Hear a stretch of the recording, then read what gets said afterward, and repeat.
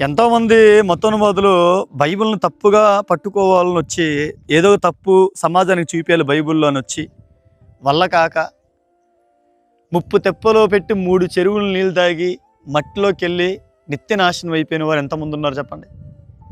Bible జోలికి ఎంతోమంది వచ్చారు, కానీ తప్పు పట్టాలనుకున్నారు, కానీ వల్ల కాల.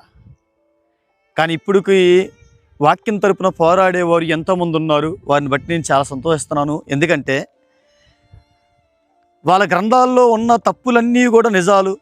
వాల్మీకి రామాయణం రాసిన వాల్మీకి కానీ, ఇంకా ఆ గ్రంథాలు ఎవరెవరు రాశారో వాటిలో ఉన్న నిజాలు మనం చెప్పినప్పుడు అవి తట్టుకోలేక బైబిల్లో కూడా తప్పులు ఉన్నాయని చెప్పేసి చూపించాలనుకున్నారు, కానీ వారి వల్ల కావట్లా. నిజంగా కదా, ఇదేమో సృష్టికర్త రాయించిన గ్రంథం, అవేవో మనుషులు కల్పితాలకు సంబంధించిన గ్రంథాలు. ప్రియ దేవుని పిల్లలారా, అందరూ ఆలోచించాలి. మనం చాలా ధన్యులము. ఎందుకంటే అబద్ధంలో ఉన్న వారిని నిజమైన వైపు లాగాలని ఎంతో ప్రయత్నిస్తున్నా కొందరు వచ్చారు, కొందరు మాత్రం మూర్ఖత్వంలో ఉన్నారు. మళ్ళీ పైగా ఆ గ్రంథాల్లో ఉన్న చెడుని మంచిగా చూపించాలనుకున్నారు, వల్ల కావట్లా. ఎలా వల్ల చెప్పండి?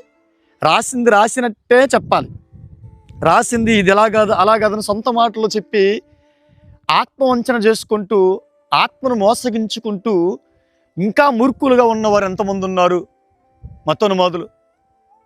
అదే నేను అంటాను, బైబిలు అనగానే మనం ఆలోచించాల్సింది ఏంటంటే, ఇది సృష్టికర్త రాయించిన గ్రంథం.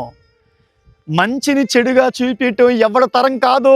ఇది మంచి, వీటి జోలికి రావటం, వీటిని చెడగొట్టాలని చూస్తాం ఎవరి వల్ల కాదు. ఎందుకంటే నిజం నిజం, నిజం నిజం. దేవుడు దహించి అగ్నే ఉన్నాడు.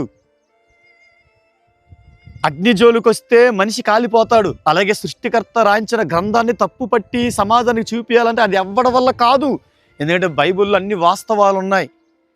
ఈ సర్వమానవాళికి సంబంధించిన అద్భుతమైన సందేశాలు, మరణం తర్వాత వచ్చే రాజ్యం, తన కుమారుడు సిలువు త్యాగం, పాప బంధకాలను చిడిపించే జ్ఞానం మొత్తం కూడా రాయబడి ఉన్న అద్భుతమైన గ్రంథం. పాపం ఎంత ప్రమాదమో, నీతి ఎంత గొప్పదో, పాపాన్ని విడిచిపెట్టకపోతే మనిషికి ఎంత ప్రమాదమో, తన కుమారుడు వల్ల వచ్చే రక్షణ నిర్లక్ష్యం చేస్తే ఎంత ప్రమాదమో అన్నీ కూడా రాయబడ్డాయి. అదే ఆలోచించండి పిల్లలు. 2 రోజులు 4 2 రోజులు ఎప్పుడు 3 అవ్వదు. 2 రోజులు 4 ఏ దేశంలోనైనా 2 రోజులు 4 2 రోజులు 3 ఎక్కడవదో. అలాగే యేసే మార్గం, సత్యం, జీవం, ఇది సర్వ ప్రపంచానికి, భూమి మీద ఉన్న మనుషులందరికీ సంబంధించిన గొప్ప మాట. తన కుమారుడిని యేసుక్రీస్తు భూప్రపంచంలో ఉన్న మనుషులందరిని రక్షించడానికి వచ్చాడు. ఆ మాట వినకుండా నిర్లక్ష్యం చేశారు, నశిస్తారు. ఆ మాట విన్న తర్వాత రక్షింపబడే ఎవరైతే రక్షణలోకి వస్తారో వాళ్ళు నిత్య జీవాన్ని స్వతంత్రించుకుంటారు.